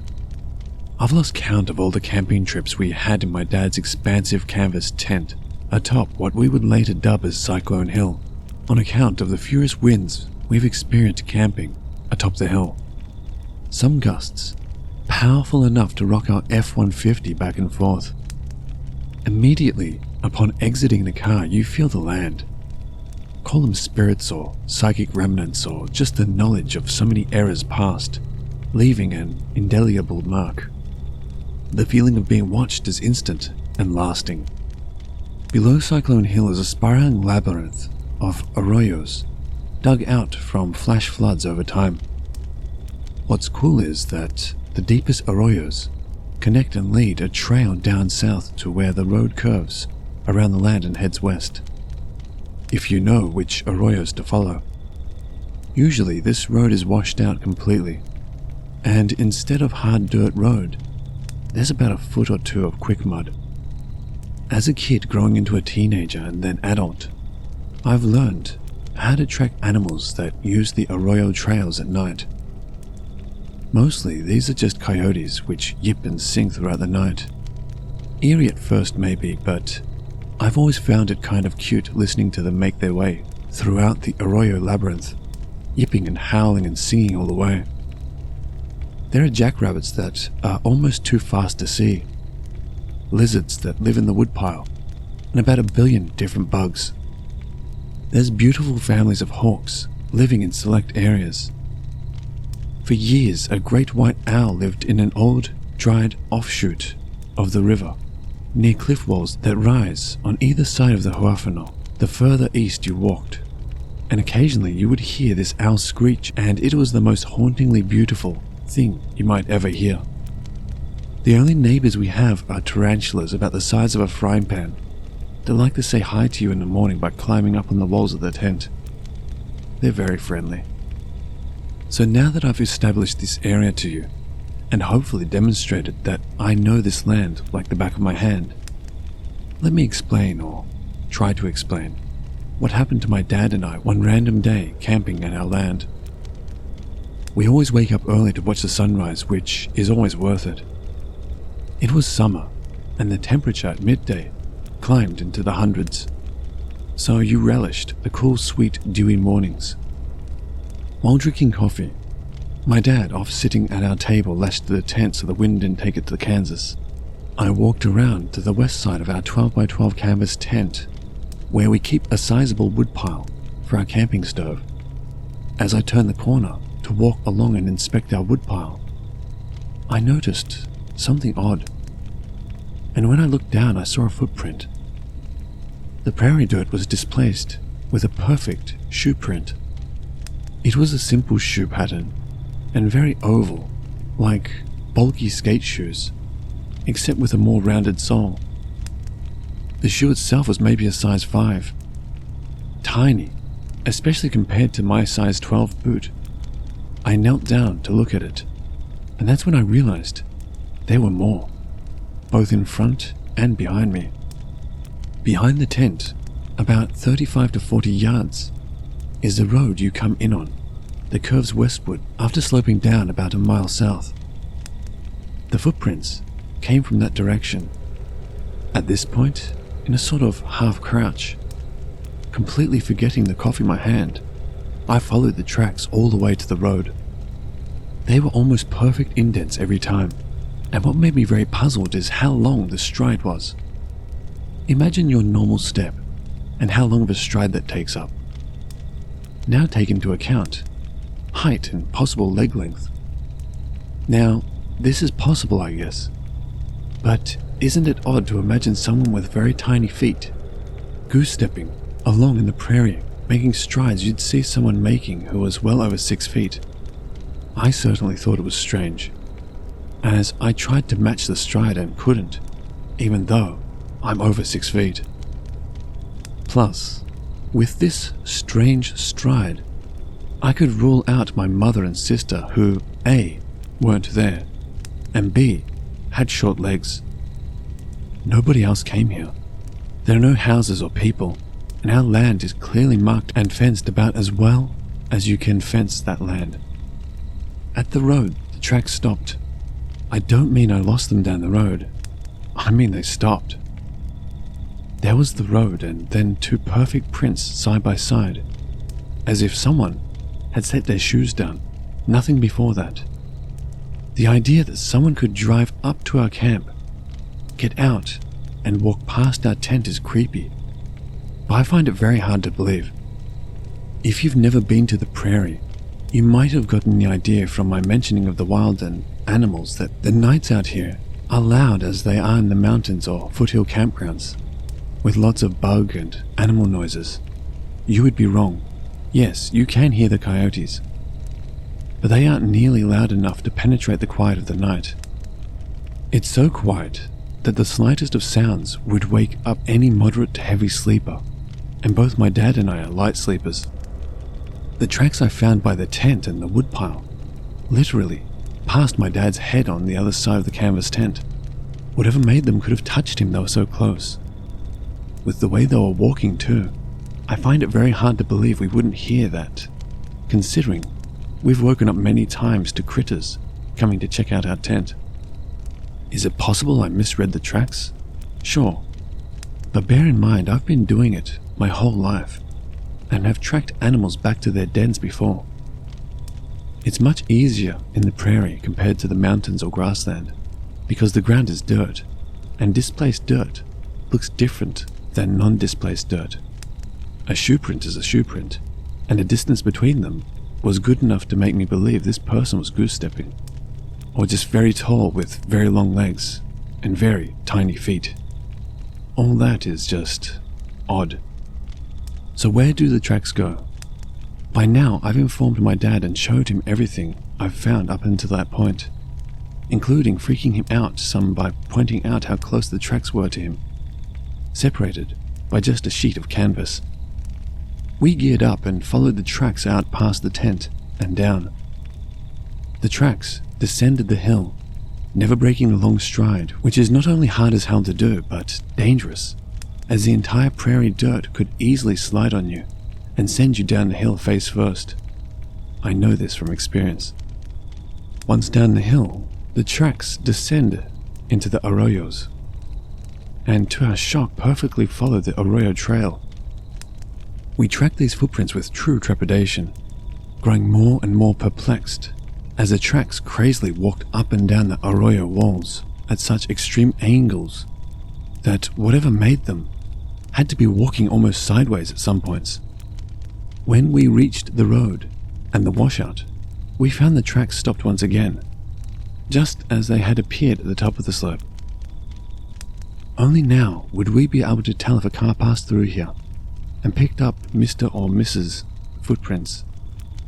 But there weren't any car tracks. The washout was nice and flat, free of any human-made tracks. This freaked me out. It's not possible that you could pass through this area and not leave a mark somewhere.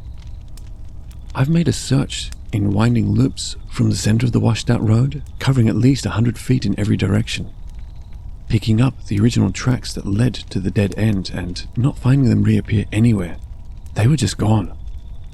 I put my hand in the last two tracks, both feet again side by side like someone had taken their shoes off, and stuck them in the perimeter of the mud to make two perfect prints.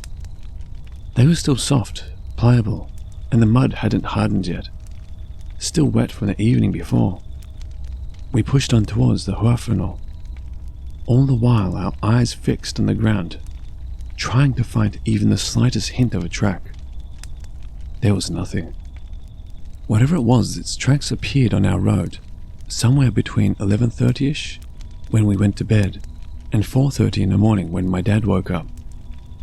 They walked past two grown men, who were both light sleepers, passing mere inches by one of their faces, then proceeded to goose-step down a hill, down into the arroyos, and run up and down the arroyo walls as it marched on down to the washed-out road it had just been on, only to then disappear again. All in the middle of the night, in the middle of nowhere, on a random summer night. to this day I think about those prints and really wonder what they could have been.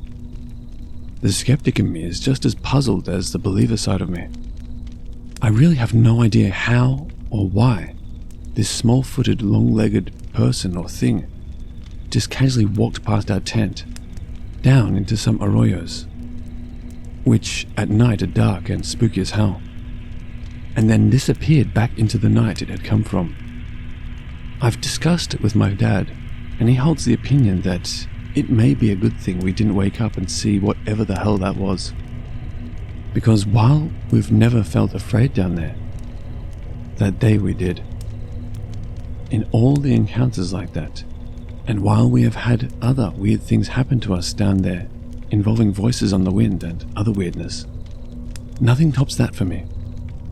And at night, when I'm all alone, lying in bed thinking about this, I can't help but wish I had seen it, whatever it was, because the mystery of it will confound and thrill me until my dying day.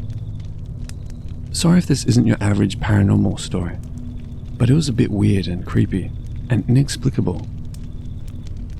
After all these years, I just felt it was time to share it with someone.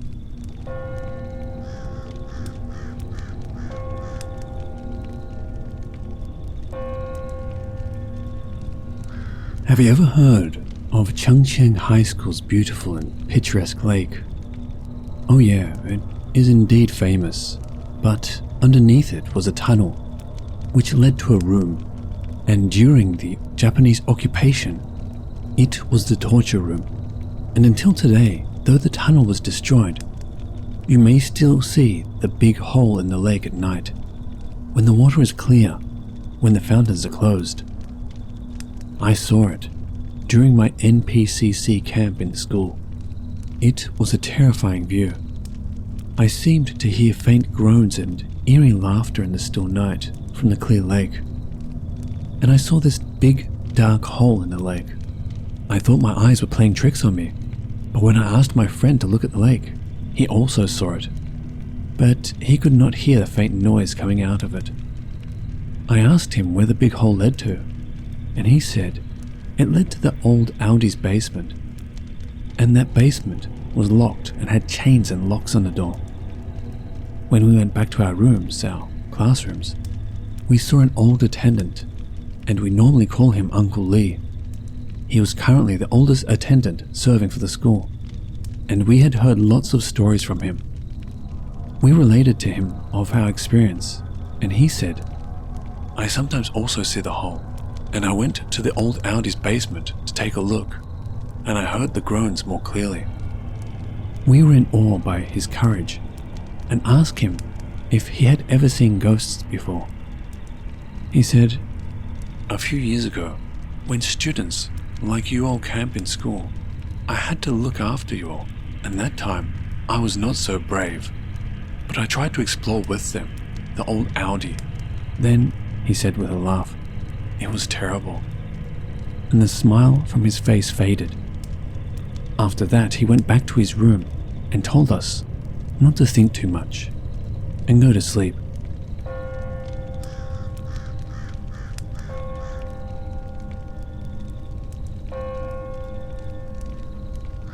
A few years ago in the northern parts of Sweden, I was going out for a nice evening of fishing. I am what I guess is called a fishing supervisor. I check that the other fishermen have their licenses at certain areas of lakes and streams. This is in the late summer, and I've been doing my round, which I usually end with going to a small lake and fly fish for some trout. This lake or pond is pretty deep in the forest, and I rarely meet anyone there. Actually, I've never met anyone there. The lake looks kind of like a crater, a perfect round circle that is perhaps 100 meters in diameter. It contains a natural population of perch and trout. It is a warm summer evening with a slight breeze. The birds are chirping and the fish are rising to all the insects spawning on the surface. I rig my gear and aim for one of the fish rising to the right of me. The same second as my fly lands on the surface, it is like someone pauses time. The sun hides behind a cloud. The wind stops blowing. The birds are suddenly silent and the fish stop eating. A smell rises from the ground I'm standing on. It smells like something dead, something rotten. Like I have a carcass buried under my feet. All of a sudden, I am aware that there is something walking out of the forest behind me, maybe 10 to 15 meters back. It is like I can see it in the corner of my eye, but I still really can't see it. Every hair on my body is on end, and it is suddenly very cold around me. The thing watching me just stands there, and I don't have the courage to turn around at all. I see my fly sink to the bottom, but I can't move. I can't do anything about it because I don't dare to move. Then the wind hits me, and it carries the awful smell away. The sun comes out again. A bird is singing somewhere in the forest, and the almost overtaking feeling of being watched lets go of me. I turn around and there is nothing there. On the lake, the fish start rising again. I pack my gear and throw the backpack on my back and run for it, through the forest to my car. I hit the gas and drive like a maniac until I find a big road and civilization again. I park at the side of the road, and I say to myself, what the hell was that? My heart is still racing. I haven't been to this lake since this happened, and I don't know anyone else who has either. What do you guys think it was? I've probably visited this place 20 times before this happened, and never felt anything like it. The only thing is that I'm always afraid of bears when visiting it. I do fish at a lot of ponds and lakes that are pretty deep in the forest. There's always a lot of wildlife in these places. Deers, moose, fox, and the occasional wolf, bobcat and bear. I'm never afraid of meeting one except when I've been at this particular lake.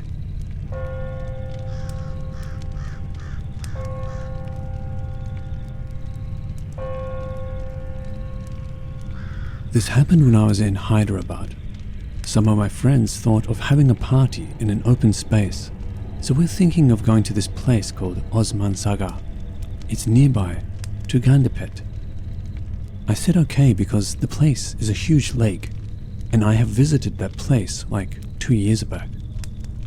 So we all started the journey from our place, and we're driving to the lake.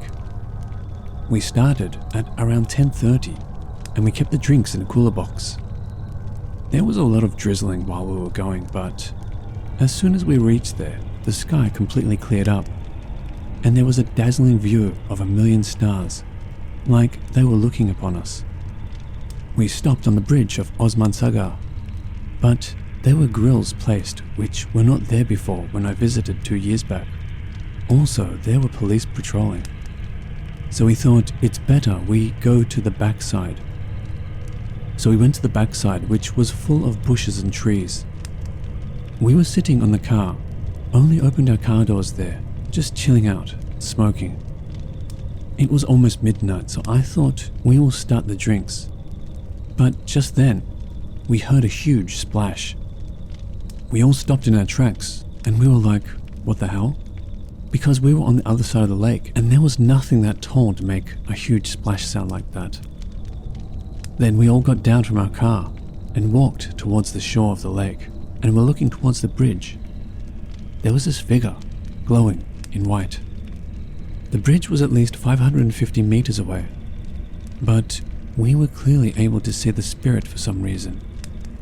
The figure just passed through the grills and jumped into the water with a huge cry, which sounded like a lady, and we all could hear it. It fell into the water with a huge splash. My friends were all freaked out and started running towards the car, but I was walking towards the water. I was in a trance.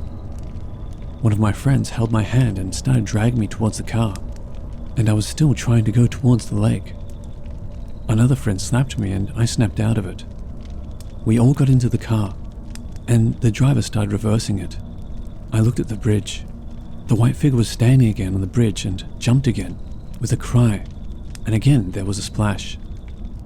We drove away, and got on the outer ring road, and then we started having drinks and talking about it.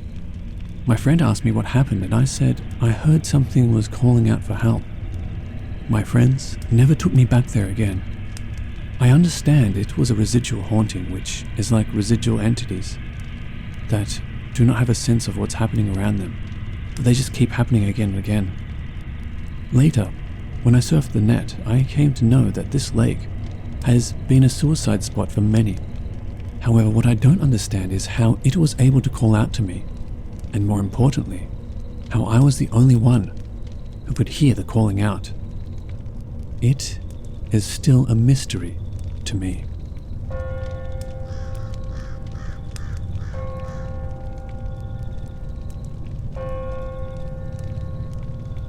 This happened to me a few years ago, and it wasn't until today that I realized I may have been in some sort of danger. My husband and I were camping with two friends in a pretty remote area, deep in the mountains on the shore of a small lake. Our first morning there, I decided to paddleboard to the other side of the lake. One thing about me, I have submechanophobia, which is a fear of submerged objects in water. It doesn't affect me too badly. I love the water.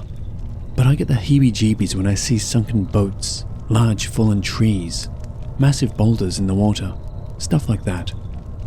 It's worse when I'm alone. I do pretty okay when other people are with me, and it has to be a large clear body of water. Swimming pools, rivers, or lakes where the water isn't super clear don't bother me. So I go off by myself on my board. The lake is on one big oval, so you can basically see everything from the shoreline. However, where we had set up camp, you couldn't see the whole lake, so I quickly lost sight of my husband.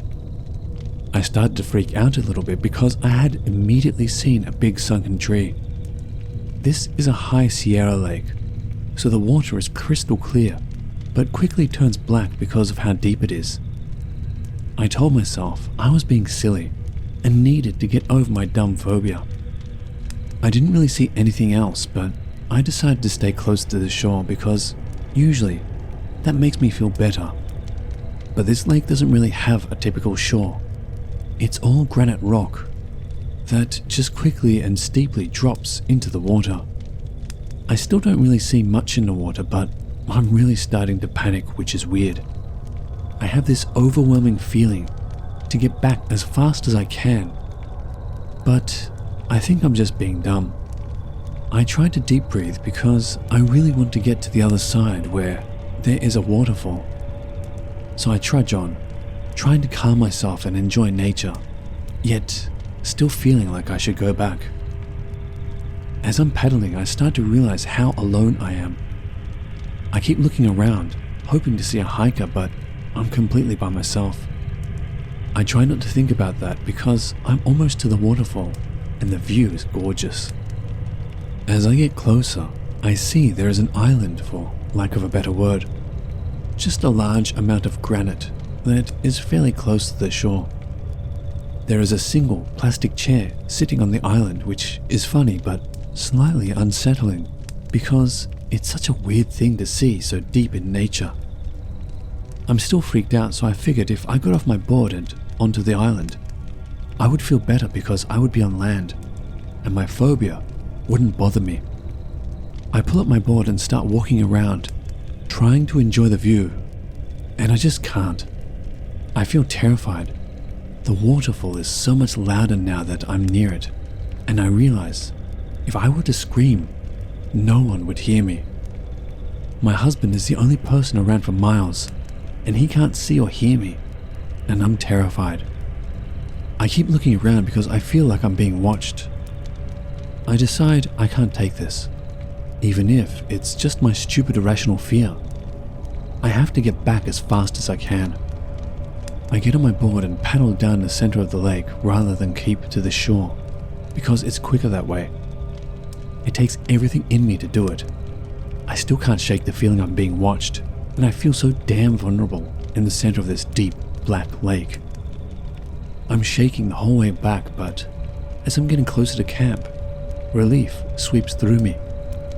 I get off the board and go see my husband. he happily asks me how it was, and I can't talk. He asks me if I'm okay, and I just start crying. I tell him I think my stupid phobia made me panic, even though I didn't really see anything in the water.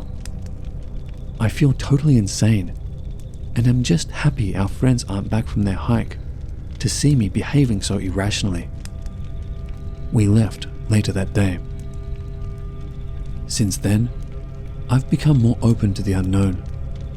I was thinking about it, and it suddenly hit me that maybe something was going on, and it wasn't just my phobia, especially because I never even really saw anything that triggers it. I'm not sure if I just freaked out because I was alone, the phobia, or something else. I guess I'll never know, but curious if others have been in a similar situation or have any insight.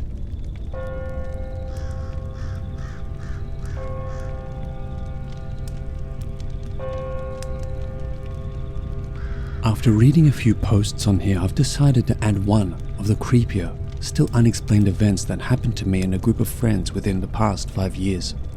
Thinking back on it, I still get this unnerved, bad feeling that sort of lingers. Anyway, here it goes. A group of friends and myself rented a place on a lake for just a fun-filled drunken weekend. We were all in our young to mid-20s, and it was supposed to be just a big party. For the most part, that's what it was. The Friday night and Saturday morning, we pretty much went all out, having a blast on the water, and just doing fun, stupid stuff. Well, naturally, when Saturday afternoon rolled around, we were all so dead from going all out, we decided it would be a night of no drinking, but maybe a little weed smoking by some of us, and just kind of having a chill evening and night. That's what it was, relaxed. So 9 p.m. comes rolling around, and about 8 of us were inside the house and 5 outside. The house was a 2-story with a 2nd-story deck and back porch, and it was surrounded by the woods, and then down through the woods, you would then hit the lake. I'll mention that we already had experienced some weird vibes from the locals when we first arrived in town, mostly just backcountry old-timers that I assumed were leering and irritated because we were a bunch of college-aged kids looking to have a good time. But the town and the lake were large, so it's not like anyone knew where we were staying. Anyways, 3 of my friends were on the upstairs back porch, and my other friend and I were downstairs, outside, just talking on this little old table near the woods. I mean, it was otherwise just a really nice night. My friend and I were just getting lost in conversation, and all of a sudden, there was this weird feeling that encompassed us, like an unnerving physical experience that came from the woods behind us. It was so strong, we both kind of quietened down, and then, out of nowhere, this loud chanting abruptly came from the woods. I have no idea how far away it was because of the way the lake is set up. I'm pretty sure the voices carried up through the forest. It sounded like a cult, chanting away, and all the voices were male. I mean, they were loud and perfectly in sync. I think we were frozen for all of about 20 seconds before I couldn't contain myself and darted towards the house, with her following me. I don't know how to explain the feeling that came with that chanting, but it was almost evil. Like, just something so powerfully uninviting. I was shaking by the time we got up to the 2nd story and ran out on the balcony with the other 3 friends. One of them was my brother. By the time we got up there, the chanting was gone, and I naturally asked, "Did you guys hear that?" in the most shaky, freaked out voice. They all had heard it, and not seconds later the chanting began again. So the 5 of us are out there peering into the forest, listening to this chanting that would sometimes sound far away and then sound relatively close. All male voices in the weirdest language, or I don't even know what it was. It sounded like a strange extreme church. Then, following the chanting, a loud bang like someone hit a huge metal object sounded. And then the worst part came. A man wailing. Like in extreme pain wailing. All of my hair was up. It was the freakiest experience ever. My brother and I were staring at each other in a mixture of scared excitement and horror. The wailing stopped, and then it was back to the chanting, which eventually died out. I was so freaked out by it, I wanted to call the cops because whoever screamed had been in a lot of pain. That, mixed with the weird chanting, just made me immediately think of some terrible sacrifice going on. One friend tried to say it had to be some drunk guys just messing around, singing, and being weird, but no way that was coming from some drunk guys. They were perfectly in sync, then the bang, and then the wail of pain, and then all that weird tension and energy was gone. Nope, I didn't call the cops, and I wish I would have. But honestly, the forest was so large, and since the lake house was up, looking down at the woods and lake, it could have been anywhere. It definitely wasn't in our close proximity, but it was close enough to hear all of that perfectly. We went in and got some of the others, but by the time they came out, the chanting had stopped. Someone wanted to go explore and find where it had been coming from, but obviously that was a stupid idea. After that, I was so ready to go home. I can't explain the relief of driving away from there the next morning. Even now, it gives me the worst feeling. Whatever it was, it felt so wrong and evil. I'll never forget that moment. I can only imagine it was some weird cult stuff.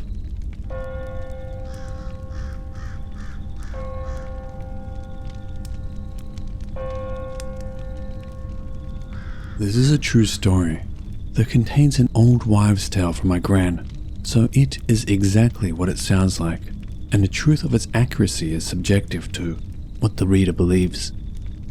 The parts about my mum, Elle, and I are 100% true.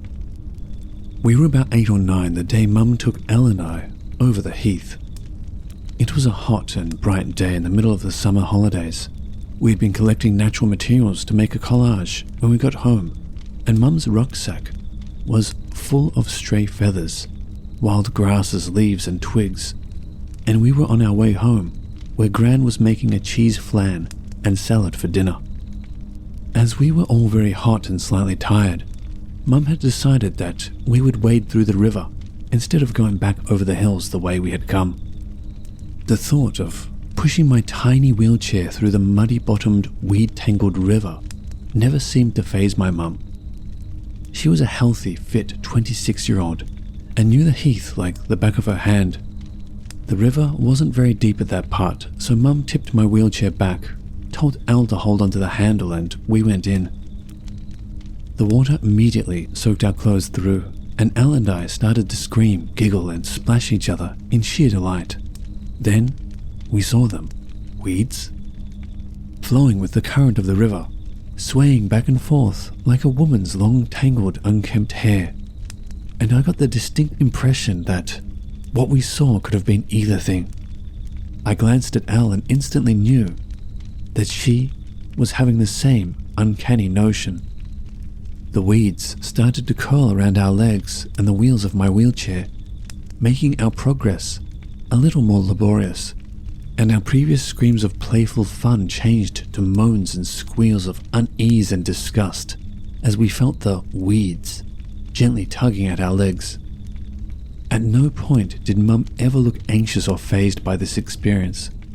She just kept saying, "It's only water weeds, you two. Come on, don't be silly. You've seen them loads of times." We finally reached the other side of the river, and as Mum dragged my wheelchair backwards up the riverbank, Elle climbed up it and sat down beside me. We both just stared silently at the river and the sea of green for what felt like the longest time, but in actual fact was only 10 minutes, before walking the rest of the way home.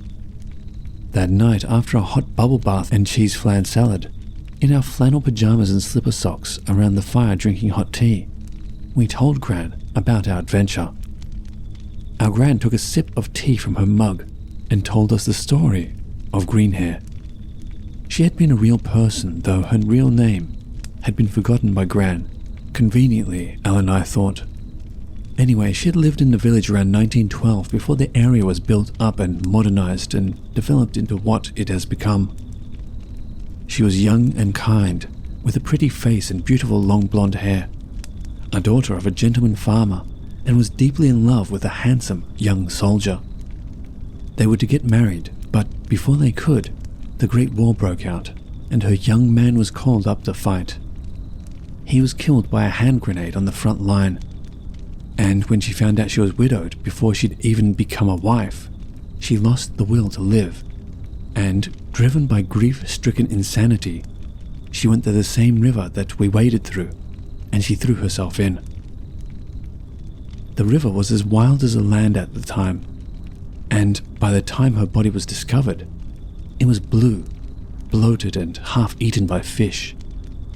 Her long, corn-colored hair had become interwoven with the slimy algae and long strands of evil-smelling riverweeds, which clogged and choked the bed of the river.